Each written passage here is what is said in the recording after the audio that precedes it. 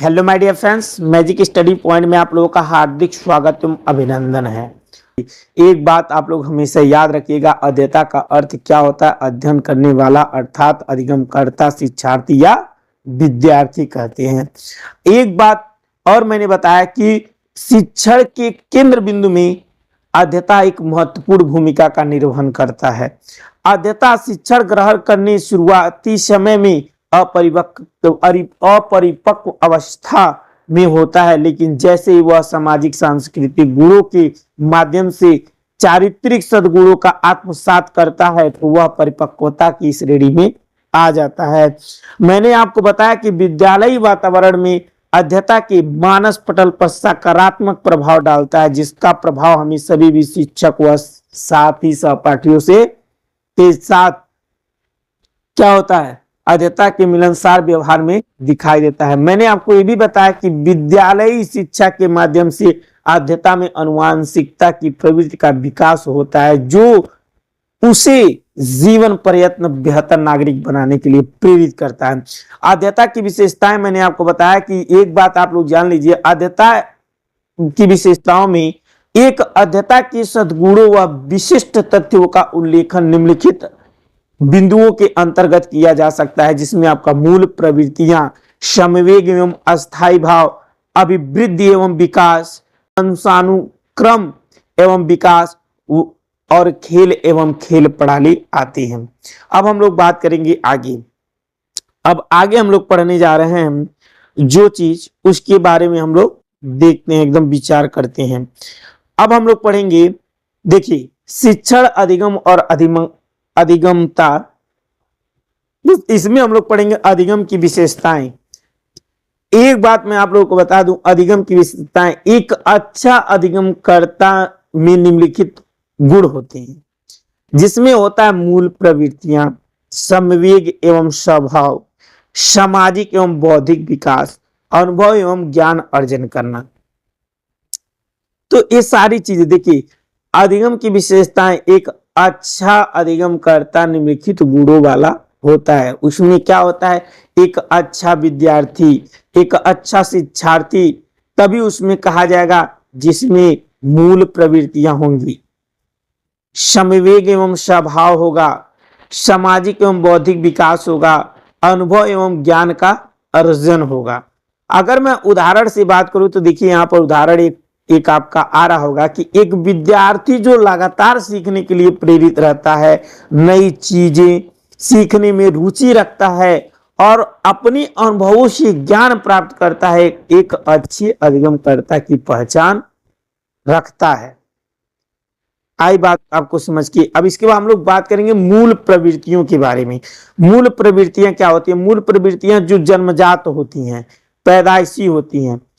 एक बात मैं बता दूं मूल प्रवृत्तियों के बारे में, प्रत्येक व्यक्ति में कुछ प्राकृतिक प्रवृत्तियां होती हैं जो जन्मजात होती हैं।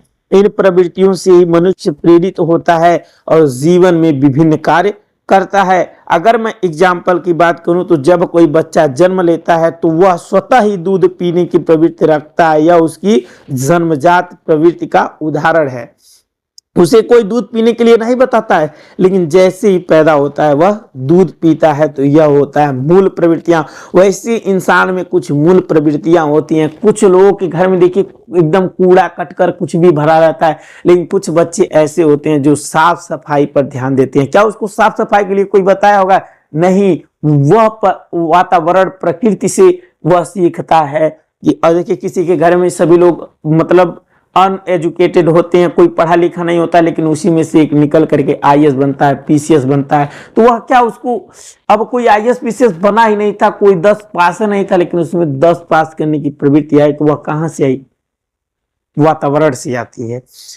अब देखिए, मूल प्रवृत्तियों की विशेषताओं के बारे में बात करूं तो यह जन्मजात होती हैं, ये बिना सीखे भी कार्य करती हैं, ये बिना सीखे भी कार्य करती हैं, समय के साथ विकसित हो सकती हैं और सामाजिक और बौद्धिक विकास से इनका रूप बदल सकता है। तो यह चीजें होती हैं। जैसे कि मैं आपको एग्जाम्पल से के तौर पर बताऊं, क्या चीज मैंने बताया, मूल प्रवृत्तियों की विशेषताएं क्या होती हैं, यह जन्मजात होती हैं, ये बिना सीखे कार्य करती हैं, समय के साथ विकसित होती हैं, सामाजिक और बौद्धिक विकास में इनका रूप बदल सकता है। जैसे कि एग्जाम्पल, भोजन की प्रवृत्ति हर जीव में होती है, लेकिन मनुष्यों में यह आदतों और संस्कारों से नियंत्रित होती है। जैसे आप किसी फंक्शन में चले गए तो आप ये नहीं कि तुरंत पाएंगे, किसी में देखिए हाथ से खाने की घर पे आदत होती है, लेकिन आप कहीं फंक्शन में चले गए, शादी विवाह में, अब देख रहे हैं कि सभी लोग हाथ से नहीं खा रहे हैं, चम्मच से खा रहे हैं। तो ये चीजें क्या होती हैं, प्रवृत्तियां कुछ सामाजिक दृष्टिकोण से भी बदल जाती हैं।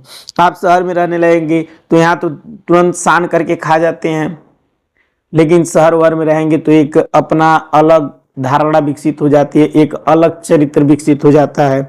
तो ये सारी चीजें होती हैं। अब मूल प्रवृत्तियों का शैक्षिक महत्व हम लोग देखेंगे। देखिए, मूल प्रवृत्तियों के शैक्षिक महत्व के बारे में बात करें तो देखिए, शिक्षा के माध्यम से मूल प्रवृत्तियों का सही दिशा में विकास किया जा सकता है और यह विद्यार्थियों की रुचि को बढ़ाने में सहायक होती है, शिक्षा में अनुकूल क्षमता को विकसित करने में मदद करती है।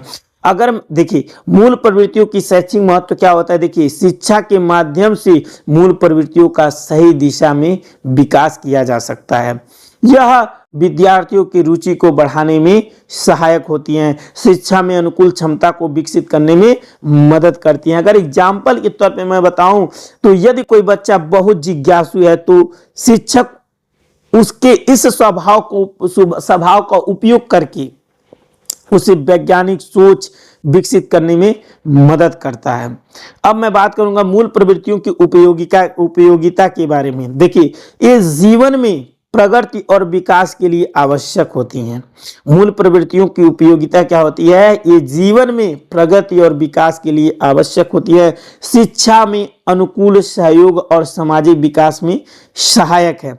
जैसे मैं बात करूं एग्जाम्पल में, एक शिक्षक छात्रों की अन्वेषण प्रवृत्ति को वैज्ञानिक प्रयोगों द्वारा सही दिशा में विकसित कर सकता है। यदि आपको किसी शब्द का ज्ञान नहीं है तो आप कमेंट में पूछ सकते हैं, मैं कमेंट में आप लोगों को बता दूंगा। समवेग एवं स्वाभाविक भाव के बारे में बात करेंगे। समवेग एवं स्वाभाविक भाव के बारे में देखिए, समवेग वे मानसिक प्रतिक्रियाएं होती हैं जो किसी स्थिति पर हमारी प्रतिक्रिया दर्शाती हैं, हर व्यक्ति के व्यवहार और निर्णय लेने की क्षमता को प्रभावित करते हैं। कौन? समवेग एवं स्वाभाविक भाव क्या करते हैं? समवेग वे मानसिक प्रक्रियाएं होती हैं जो किसी स्थिति पर हमारी प्रतिक्रियाएं दर्शाती हैं। जैसे आप किसी समाज में गए, आपसे कोई प्रश्न पूछा कि क्या भाई ये बताइए कि लव मैरिज और अरेंज मैरिज में क्या अंतर है, तो आप क्या बताएंगे? वही हाल होगा। अगर आप सामाजिक दृष्टिकोण से विकसित हैं, आपका मानसिक मतलब आपका दिमाग बहुत तेज चलता है, तो आप कह देंगे कि जैसे कि कुछ लोग होते हैं, सांप जैसे रास्ते में चलते हैं, सांप तुरंत काट लिया, और ये हो गया आपका लव मैरिज। और क्या होता है अरेंज मैरिज में, क्या होता है कि पहले सांप को लेकर के आएंगे, पालतू बनाएंगे, फिर वह डसेगा। तो ये चीजें होती हैं। देखिए, इसका एग्जाम्पल मैं आपको बता दूं, जब कोई छात्र परीक्षा में अच्छे अंक प्राप्त करता है तो उसे खुशी महसूस होती है, और जब उसे कम अंक मिलते हैं तो वह निराश हो जाता है। तो ये चीजें होती हैं। समवेग की विशेषताएं क्या होती है? देखिए, समवेग की विशेषताएं यह प्रत्येक व्यक्ति के व्यक्तित्व को प्रभावित करते हैं। इसमें शारीरिक और मानसिक परिवर्तन होते हैं। यह मनोवैज्ञानिक एवं जैविक दोनों प्रकार की प्रतिक्रियाएं होती हैं। जैसे डर एक समवेग है, तो अचानक किसी खतरे के सामने आने पर उत्पन्न होता है और व्यक्ति के हृदय गति को तेज कर देता है। यह आपका एग्जाम्पल है। समवेग और शिक्षा, हम लोग बात करेंगे समवेग और शिक्षा के बारे में। देखिए, शिक्षा के दौरान समवेगों का सही नियंत्रण आवश्यक है। शिक्षक को चाहिए कि वह छात्रों के समवेगों को सकारात्मक दिशा में ले जाए। आत्मनियंत्रण और अनुशासन में सहायक होता है। जैसे उदाहरण की बात करें, यहाँ पर उदाहरण आपको आ रहा होगा कि एक अच्छा शिक्षक परीक्षा के समय छात्रों में आत्मविश्वास बढ़ाने के लिए सकारात्मक विचार प्रदान करता है, उसे मोटिवेट करता है कि भविष्य में तुम कहां से कहां जा सकते हो। अब हम लोग बात करेंगे आगे। अब हम लोग बात करेंगे मूल प्रवृत्तियों का शैक्षिक महत्व। देखिए, एक बात मैं आपको बता दूं कि मूल प्रवृत्तियों के शैक्षिक महत्व के बारे में मैं बात बता दूं आपको, तो छात्रों के व्यवहार और सीखने के आकार देने में सहज प्रवृत्ति का मतलब मूल प्रवृत्ति महत्वपूर्ण भूमिका निभाती है। राष्ट्र के अनुसार व्यवहार को समझने के लिए सहज प्रवृत्ति का अध्ययन आवश्यक है। शिक्षा में सहज प्रवृत्ति सीखने के सिद्धांतों को वास्तविक जीवन के व्यवहार के अनुकूल बनाने में मदद करती है। ये बात आप लोग जान लीजिए। अब मैं बात करूं तो शिक्षा में मूल प्रवृत्तियों की भूमिका क्या होती है। तो शिक्षा में मूल प्रवृत्तियों की भूमिका होती है आत्म अनुशासन में सहायता करना, सामाजिक अनुकूलन में सहायता करना, ज्ञान वृद्धि में सहायता करना, अनुकूलन क्षमता विकसित करना, प्रेरणा देने में सहायक, चरित्र निर्माण में सहायक, समस्या समाधान में योगदान। आ सकता है एग्जाम में, शिक्षा में मूल प्रवृत्तियों की भूमिका क्या है। तो आप लोग रट लीजिए कि शिक्षा में मूल प्रवृत्तियों की भूमिका आत्म अनुशासन में सहायता करना, सामाजिक अनुकूलन में सहायता करना, ज्ञान वृद्धि में सहायता करना या फिर ज्ञान वृद्धि में सहायक, अनुकूलन क्षमता विकसित करना, प्रेरणा देने में सहायक, चरित्र निर्माण में सहायक, समस्या समाधान में सहायक। अगर मैं एग्जाम्पल की बात करूं, यदि कोई छात्र किसी विषय में रुचि रखता है तो उसकी जिज्ञासा प्रवृत्ति उसे और अधिक सीखने के लिए प्रेरित करती है और शिक्षक इस प्रवृत्ति का उपयोग कर उसे अनुशासन की ओर प्रेरित करता है। एक बात आप लोग जान लीजिए, मूल प्रवृत्तियों की उपयोगिता हम लोग जानेंगे। मूल प्रवृत्तियां क्या होती हैं? वह जो प्राकृतिक से जन्मजात होती हैं उन्हें मूल प्रवृत्तियां कहते हैं। मूल प्रवृत्तियों में पहला पॉइंट आपका है जिज्ञासा। जिज्ञासा का मतलब सीखने को प्रोत्साहित करना, रचनात्मकता, नवाचार में मदद करता है, नए विचारों में मदद करता है, संग्रह ज्ञान बनाए रखने में सहायता करता है,